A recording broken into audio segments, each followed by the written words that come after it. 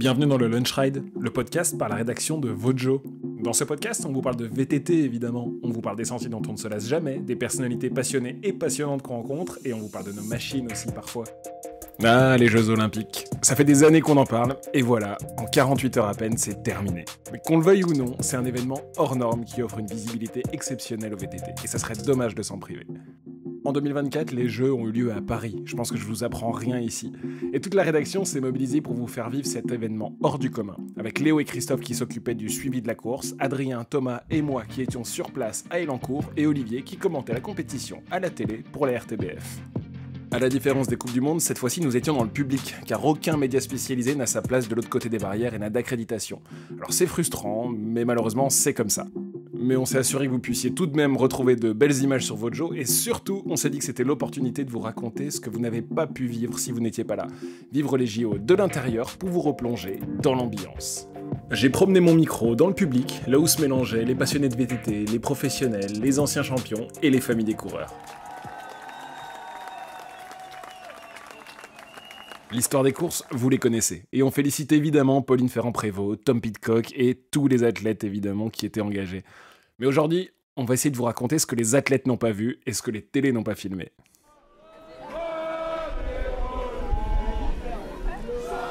L'ambiance des Jeux, ça commence même avant d'entrer sur le site. Dans la file d'attente, les premiers chants de supporters sont lancés et on sent vraiment l'excitation monter dans le public. On se passe du maquillage bleu, blanc, rouge de main en main et puis tout le monde a vraiment hâte de s'amasser autour du circuit et de découvrir le site. Une fois rentré sur le site, on retrouve la colline d'Elancourt qu'on avait laissée il y a un an après le test event de 2023. Il y a quelques aménagements supplémentaires qui ont été réalisés sur le circuit, mais les zones principales sont inchangées. Je viens d'Elancourt, juste à côté. J'habite juste à côté, à 300 mètres. Et vous êtes là parce que vous êtes fan de VTT parce que fan de VTT, parce que je suis voisin et parce que la colline, je la connais par cœur. Parce qu'on a fait beaucoup de courses de VTT ici avant que ce soit ouvert, avant que ce soit fermé, avant les travaux.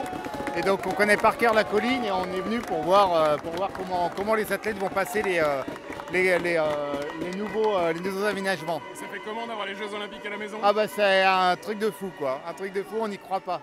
Direction la ligne d'arrivée et de départ, et là on repère immédiatement le clan Pauline Ferrand-Prévot avec des t-shirts qu'ils ont fait pour supporter leur athlète. Et on repère dans ce groupe-là Evan, son frère. T'es le frère de Pauline. C'est ça. Et pourquoi t'es là aujourd'hui ? Et bah pour soutenir Pauline, voilà, faire partie de ce grand événement qui sont les Jeux Olympiques et voilà, rêver à un podium voilà, ou au titre olympique avec Pauline. Est-ce que vous en avez parlé avec elle ces dernières semaines ? Non, alors on parle de tout sauf de vélo, pour être honnête. On s'est encore vu la semaine dernière en vacances.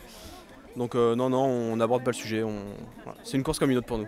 Ah, une course comme une autre. On a presque envie d'y croire. Et on passe le micro à Elodie, qu'on connaît bien, puisqu'elle a travaillé avec la rédaction de Vojo il y a quelques années, mais elle fait aujourd'hui partie de l'entourage proche de Pauline Ferrand-Prévôt, elle aussi. C'est riche en émotions, un peu comme aujourd'hui, tu vois. C'est un jour un peu spécial aujourd'hui, pourquoi ? Ouais, c'est un jour spécial.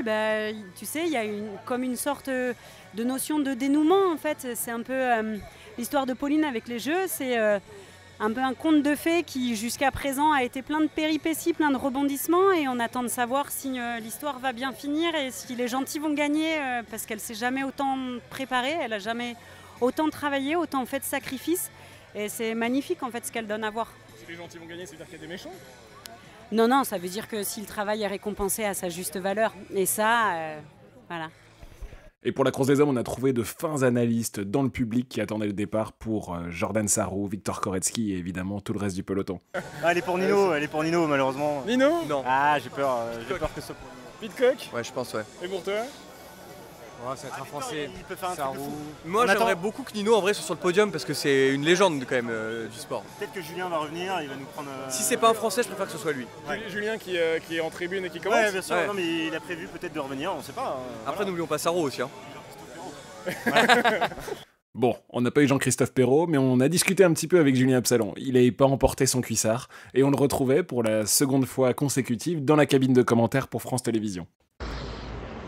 Hello Vojo, Julien Absalon, donc ça m'a fait énormément plaisir de participer à ces Jeux Olympiques en tant que média, consultant France Télévisions. Deuxième expérience en tant que consultant France Télévisions après Pékin, il y a 3 ans. Et là, faire vivre cette expérience olympique à Paris, en France, c'était quand même quelque chose de vraiment incroyable. Ça m'a forcément rappelé des souvenirs. C'est pas la même expérience de vivre de l'autre côté de la barrière que côté athlète. Ça, on se doute bien que c'est complètement différent. Et Julien reviendra un petit peu plus tard dans ce podcast avec nous sur l'expérience, ce qu'il a vécu après ses jeux à lui. Mais avant tout ça, j'avais envie de revenir sur des centaines de personnes qu'on a pu croiser pendant ces 2 jours, c'est les bénévoles. On était vraiment impressionnés parce qu'ils étaient sourire aux lèvres non-stop et ils profitaient du moment autant que les spectateurs. Il y a pas mal de lecteurs de Vojo qu'on a retrouvés et c'était vraiment un plaisir de les croiser. Alors je suis Pauline, j'étais bénévole sur le site d'Elancourt pour le VTT et normalement je travaille au marketing chez les Cycles Lapierre. Est-ce que tu t'es régalé pendant les JO ? C'était incroyable, une expérience ouf pour laquelle je rêvais de vivre depuis l'annonce des Jeux à Paris et c'est un rêve qui est devenu réalité. 14h10, top départ, les courses sont lancées, ça fait plus de 3 ans et demi que les athlètes attendent ça.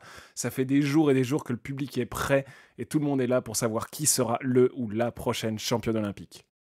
Dans le public, il y a ceux qui sont accrochés à leur téléphone, qui regardent le live, et il y a ceux qui courent de spot en spot pour être sûr de ne rien rater.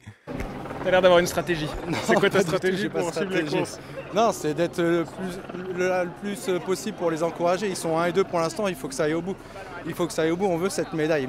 Et c'est assez rigolo, pendant qu'on voit des spectateurs courir dans tous les sens, il y a 1, 2, 3 personnes réparties par-ci par-là qui sont un peu plus immobiles, mais qui ont souvent des t-shirts ou des maillots identifiables, des maillots de fédération, des maillots d'équipe.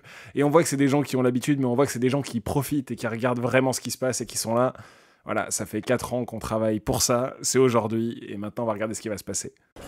Brice Scholtes, je suis là pour supporter Pierre de Framont et Meline de Thieu. Ça fait 10 ans qu'on a monté un projet pour avoir les jeunes ici à Paris. Et juste à en avoir 2, c'est miraculeux et voilà, il faut juste profiter de ce moment. Et une course de VTT, ça ne serait pas une course de VTT avec tout son charme, sans ses rebondissements. On pense évidemment à la chute de Loana Lecomte, à la crevaison de Puck Pieterse ou à la crevaison de Tom Pidcock dans la course des hommes, qui change complètement la phase de la bataille. Pidcock a un problème. Pidcock a un souci là.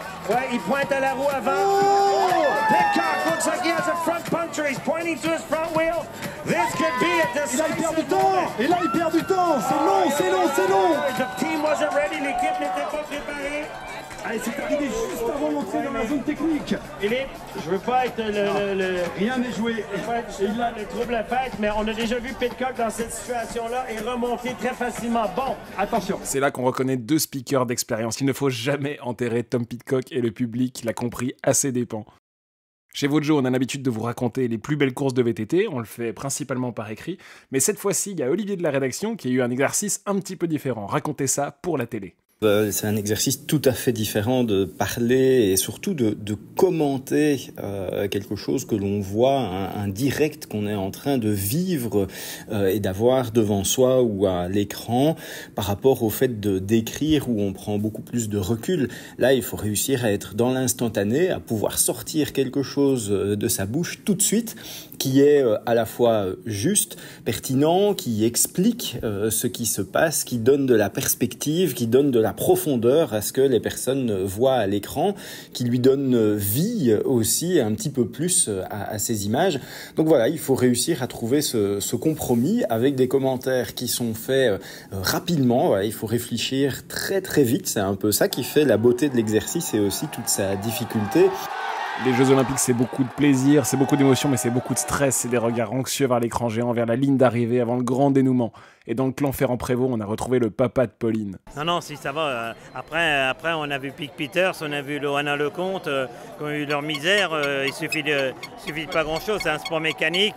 Il suffit de se déconcentrer un tout petit peu, puis de faire une glissade, une mauvaise, et puis... On se réjouira quand la ligne sera passée. Voilà. Quand je la verrai de là-bas, quand elle montera à 50 mètres de la ligne, là. Au même moment, dans la course des hommes, c'est beaucoup moins certain. Et dans le public, tout le monde y va de sa propre analyse. Là, du coup, vu que Pidcock a crevé, Koretsky est parti tout seul. Il a une dizaine de secondes d'avance sur Atterley et 20 secondes sur un groupe avec Flukiger, le néo-zélandais et Aldridge. À 2 tours de la fin de la course, le public se masse dans la raquette d'arrivée pendant la course des femmes. C'est face aux commentateurs le long des anneaux olympiques qui se dessinent pour les derniers mètres du parcours. La course, elle est presque pliée et le public se permet déjà de jubiler. Et c'est le moment où on croise Julie Bresset, la première et dernière championne olympique française à ce moment-là. Est-ce que c'est enfin le jour pour Pauline? Bah oui, forcément, là, elle est juste incroyable. Elle domine la course depuis le début, donc c'est son jour, là, Pauline. Ouais. C'est le jour de Pauline, Ouais. mais j'ai envie de savoir ce que toi, ça représente pour toi d'être là aujourd'hui. Bah moi, ça me rappelle plein d'émotions. Là, franchement, pour moi, là, c'est de revivre ça, c'est chouette. Même si j'ai l'impression que c'était encore hier, tu vois, c'est un titre olympique, voilà, ça, c'est mémorable, quoi. C'est pour toute la vie. Et puis de voir Pauline, là, en plus, qui est en grande forme, ça, forcément, ça me rappelle l'état où j'étais. Et là, c'est la course de sa vie. Là, t'es dans le public et tu vis ce que les gens ont vécu avec toi. Oui, bah ouais, forcément en plus. Donc c'est bien aussi de voir de l'extérieur et je me rends compte de l'émotion qu'un sportif peut procurer. Donc pour Pauline, là, on croise les doigts parce qu'il faut aller jusqu'au bout, tu vois, faut passer la ligne d'arrivée. Là, il lui reste 2 tours, mais franchement, je vois pas comment elle peut ne pas aller au bout, là. Et enfin, voilà, c'est le moment, le sacre ultime et tant attendu de Pauline Ferrand-Prévot qui devient championne olympique. Et à peu près au même moment, le lendemain, pour la course des hommes, la bataille fait rage et nous livre un des plus beaux duels du cross-country récent. Le public est complètement derrière Victor et c'est le moment où on s'interroge. Jusqu'à quel point est-ce qu'on a le droit d'être chauvin? Et ça, on l'a demandé à Olivier de la rédaction qui nous répond depuis la cabine de commentaires de la RTBF à Bruxelles. Est-ce qu'on peut être chauvin dans ses commentaires? Ben oui, je pense qu'il faut même l'être un tout petit peu, mais attention que ce soit du chauvinisme positif. Ça veut dire qu'on peut peut-être encourager un peu plus un athlète qu'un autre, parce qu'effectivement, c'est un athlète d'une nationalité belge ou française, qui sont les 2 pays où votre jeu est vraiment basé, mais ça ne doit pas se faire au détriment des autres, donc pas de manière négative en dénigrant d'autres athlètes. Mais oui, c'est pas possible de cacher certaines petites préférences. Pas forcément non plus uniquement pour des athlètes français ou belges. On a l'occasion de connaître, de rencontrer certains athlètes, de voir qu'ils ont des qualités humaines en plus de leur qualité sportive et donc d'avoir un petit attachement supplémentaire par rapport à certaines personnes, à certaines personnalités. Moi, je pense pas qu'il faut les cacher complètement du moment que ça reste quelque chose qui est vraiment positif, qui est bienveillant et qui n'est pas se définir, encourager un athlète mais en descendant les autres. Tant qu'on fait ça, pour moi, je pense qu'on fait quelque chose justement de bien. Ça donne un côté humain, ça donne un côté vivant aussi aux commentaires qu'on peut faire. Et à Elancourt, la course se dénoue dans le dernier bois quand Tom Pidcock s'impose et bloque l'avance de Viktor Koretsky, au sens propre comme au figuré d'ailleurs. C'est musclé, mais réglo.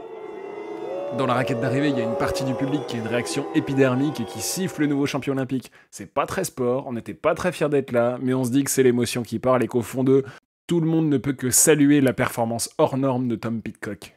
La course, elle se termine tranquillement et on débriefe avec des personnes qu'on connaît bien. Joseph de Rock Rider, Benoît de High Bike et Julien, notre confrère de chez Vélo Vert qu'on croise un peu par hasard. C'est mérité quand même en soi, il crève, bon...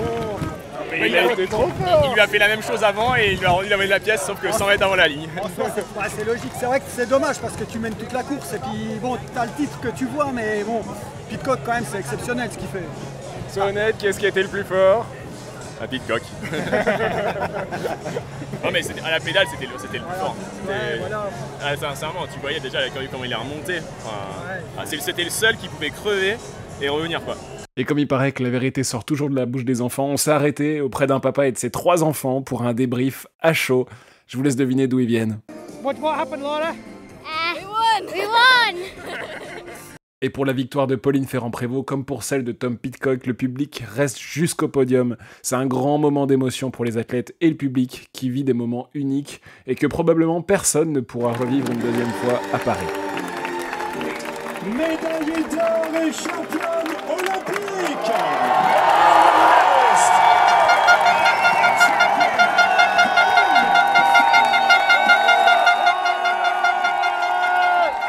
Après les cérémonies, il y a une ambiance qui est un peu flottante, il y a plein de gens qui sont là, tout le monde est content, mais personne n'a vraiment envie de partir.